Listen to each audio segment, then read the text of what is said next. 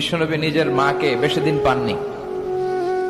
বিশ্বনবীর বয়স যখন 6 তখন ওনার আম্মাজান পৃথিবী থেকে ইন্তেকাল করেন। মায়ের কবরের সামনে দাঁড়িয়ে বিশ্বনবী শেষ বয়সে অনেক কেঁদেছেন। বিশ্বনবী একবার জিআররানা নামক জায়গায়